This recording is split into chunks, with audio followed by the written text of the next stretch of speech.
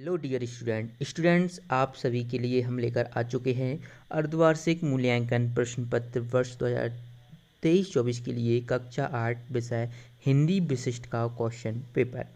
Students आप सभी जैसा कि जानते होंगे आपका टाइम टेबल जारी कर दिया गया है और ये जो पूर्णांक है आप यहाँ पर देख पा रहे होंगे। ठीक है, इसमें आपको 22 क्वेश्चन पूछे गए हैं और 22 के 22 क्वेश्चन ही जो आपको आने वाले हैं उनके आंसर हम इस वीडियो में लेकर आ चुके हैं। तो चलिए यहाँ से हम स्टार्ट करते हैं। सबसे पहले आप देख लीजिए कि देखिए पिछले साल आपके क्या आपको पता होगा आपके हाफ ईयरली में क्या प्रोजेक्ट भी हुए थे, लेकिन इस ईयर प्रोजेक्ट आपका नहीं होगा, केवल क्वेश्चन पेपर होगा और वह क्वेश्चन पेपर आपके लिए हम लेकर आ चुके हैं। तो चलिए इन क्वेश्चन पेपर जो कि आपके लिए हम लेकर आए हैं ये आपके लिए बहुत ही इम्पोर्टेंट क्वेश्चन पेपर होने वाला है।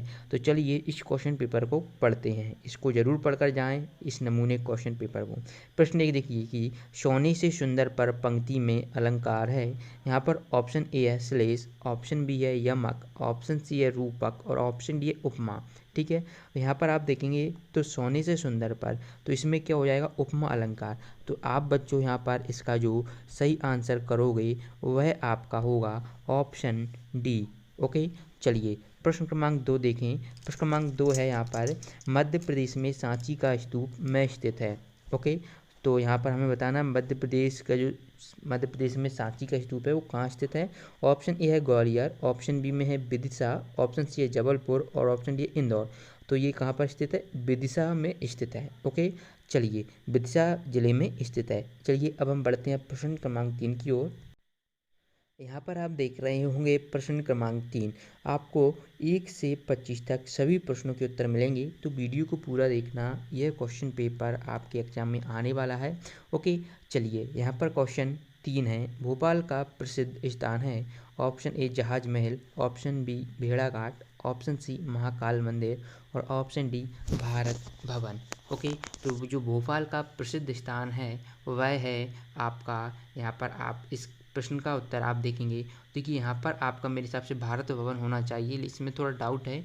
तो इस प्रश्न का उत्तर आपको कहाँ पर मिलेगा, इसके लिए आपको गूगल पर जाना है। गूगल पर वहाँ पर आपको सर्च करना है, क्या सर्च करना है, class 8 half yearly paper S K teach, half yearly paper, last में आपको एस के टीच लिख देना है। ओके, ये सर्च करोगे ना तो आपको वहाँ पर एक क्वेश्चन पेपर अपलोड है, वहाँ पर इसके आंसर मिल जाएगा। ओके, नहीं तो आप हमारे टेलीग्राम ग्रुप को ज्वाइन कर लीजिएगा, लिंक आपको डिस्क्रिप्शन बॉक्स में दी गई है। वहाँ पर जो भी कुछ अपडेट रहती है, जो भी क्वेश्चन पेपर की PDF रहती है उसका सॉल्यूशन आपको वहाँ पर मिल जाता है। प्रश्न 4 देखें, काव्य की शोभा बढ़ाने वाले तत्वों को कहते हैं। तो यहाँ पर हम ऑप्शन सी इसका सही आंसर होगा, जो काव्य की शोभा बढ़ाते हैं उसे हम अलंकार कहते हैं। इसके बाद देखिए प्रश्न 5, पुजारी शब्द में मूल शब्द है। तो पुजारी शब्द में मूल शब्द क्या है ना। तो यहाँ पर आपका ऑप्शन है पूजक और ऑप्शन बी है जारी और ऑप्शन सी है पूजा और आरी। तो इसमें क्या है, पुजारी शब्द में जो है पूजा, ये क्या आपका हो जाएगा, मूल शब्द हो जाएगा। ओके, चलिए इसके बाद देखिए दोहा छंद में चरण होते हैं। तो यहाँ पर ऑप्शन ए में है 4, ऑप्शन बी 2। तो दोहा छंद में 4 चरण होती हैं, आप जानते होंगे है ना। तो इसका आपका ऑप्शन ए सही हो जाएगा। इसके बाद हम देखते हैं प्रश्न क्रमांक 7। प्रश्न क्रमांक 7 में दिया गया है, माता जी को पत्र लिखते समय अभिवादन में लिखते हैं। तो अभिवादन में क्या लिखते हैं, खुश रहो, नमस्कार, प्रणाम, शुभाशीष।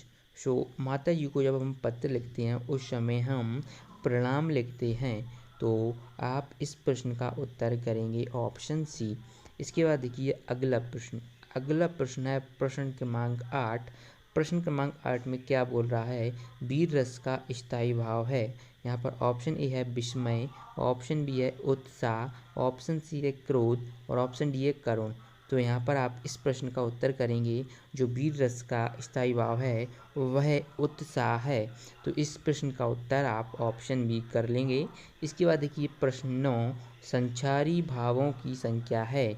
Option A 33, option B 9, option C 12 और ऑप्शन डी 16। ओके, तो यहाँ पर संचारी भाव लगभग 33 माने गए हैं।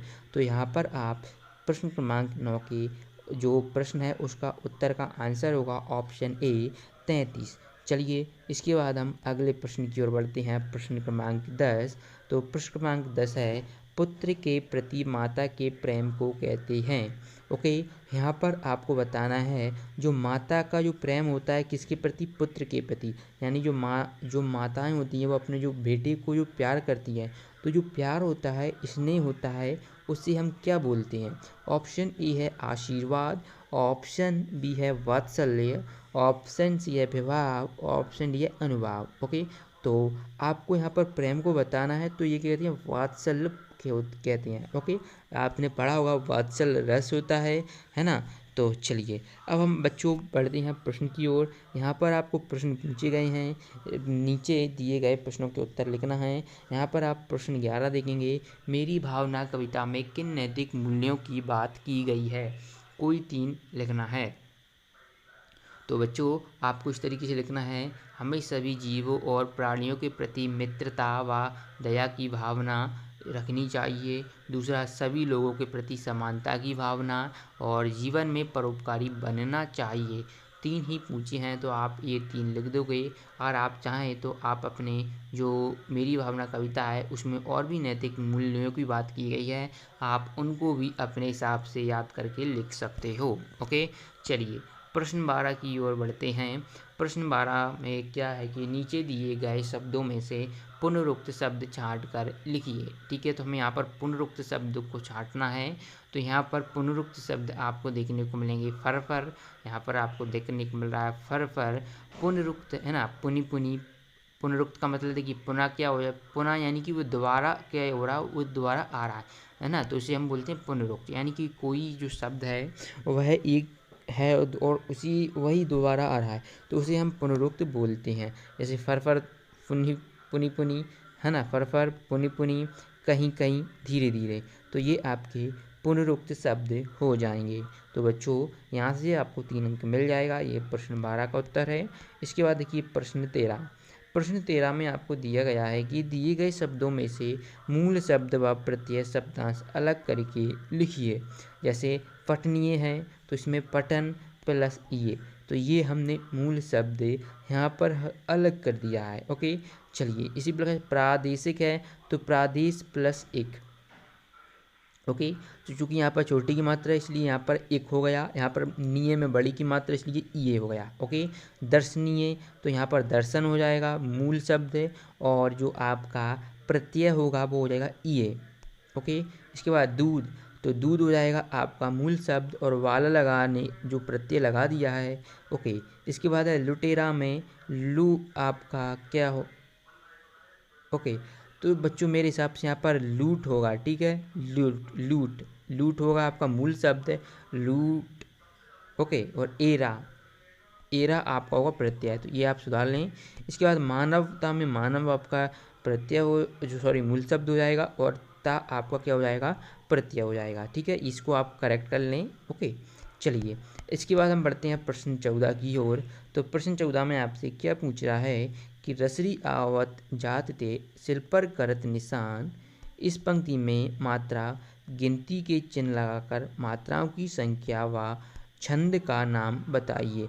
देखिए रसरी आवत जाते सिल पर करत निशान, इस पंक्ति में मात्रा की गिनती का चिन्ह लगाकर, जैसे यहाँ आर क्या है 1 है, एस 1 है, बड़ी की मात्रा 2 होती है, ये बड़ा आ है तो ये भी 2 जाएगा, 1 1 2 1। ठीक है, तो एक की मात्रा 2 होती है, मुझे कंफर्म नहीं है लेकिन शायद 2 ही होती है। छोटी की मात्रा में 1 होती है, 1 1 1 1 1 1 1 2 1, तो ये आपकी मात्रा है। मात्रा की गिनती चिन्ह लगाकर मात्राओं की संख्या, तो आपको इसकी जो संख्या है, संख्या व छंद का नाम बताइए। तो अब आपको संख्या तो हमने बता दी है किस तरीके से करना है, आप छंद का नाम आपको बच्चों कमेंट बॉक्स में बताना है। हम भी जानना चाहते हैं कि आपने पढ़ाई की है कि नहीं, आपको इस प्रश्न का उत्तर आ रहा है कि नहीं। चलिए तब तक हम 15वें प्रश्न के उत्तर देख लेते हैं। 15वां प्रश्न है, निम्नलिखित शब्दों में से स्थायी भाव व रस पहचान कर तालिका में लिखिए। तो यहाँ पर शोक, शांत, करुण, भय, निर्वेद, भयानक। तो स्थायी भाव यहाँ पर आपका शोक हो जाएगा, इसका जो रस होगा करुण हो जाएगा। करुण रस का जो स्थायी भाव होता है वह आपका शोक होता है। भयानक यहाँ पर आपका रस हो जाएगा, और भयानक का भय आपका क्या होगा, स्थायी भाव। शांत का निर्वेद हो जाएगा। इसके बाद हम बढ़ते हैं प्रश्न क्रमांक 16 की ओर। प्रश्न क्रमांक 16 में आप देख पा रहे होंगे, नीचे दिए गए वाक्यों को पढ़िए और उचित विराम चिन्ह लगाकर फिर से लिखिए। राम को बाजार में श्याम मिला। राम ने कहा, अरे तुम रोज रोज कहाँ जाते हो? तो यहाँ पर आपको उचित विराम चिन्ह लगाना है। तो चलिए इसको सही करते हैं। राम को बाजार में श्याम मिला, अल्प विराम लगाएंगे। ठीक है, यहाँ पर क्या उचित विराम, तो उचित विराम में अल्प विराम लगा सकते हैं, पूर्ण विराम लगा सकते हैं, है ना। अब क्या कहता है कि राम ने कहा, अरे तुम रोज कहाँ जाते हो? ठीक है, ये आपका पूर्ण विराम हो जाएगा, फुल स्टॉप हो जाएगा। ठीक है, क्योंकि यहाँ पर सेंटेंस एंड होता है। ठीक है, चाहे तो आप यहाँ पर अरे की जो विस्मय बोधक जो होता है वह आप यहाँ पर लगा सकते हैं। अरे, अरे के साथ यही आता है। ओके, चलिए, ऐसे इतना ध्यान नहीं दिया जाता, लेकिन जब कर ही रहे हैं तो बिल्कुल क्लियर करें कि आपको इससे पूरे अंक मिल जाएं। ओके बच्चों, चलिए अगला देखिए। नीचे दिए गए शब्दों में से उपसर्ग से बने शब्द पहचान कर लिखिए। जैसे गणतंत्र, परिवेश, विशेष, बबूल, आजीवन, वैज्ञानिक, जानकारी, पराजय, बिजली, अधर्म, सुविचार और साबुन। तो यहाँ पर आपको क्या उपसर्ग से बने शब्द पहचान कर लिखना है।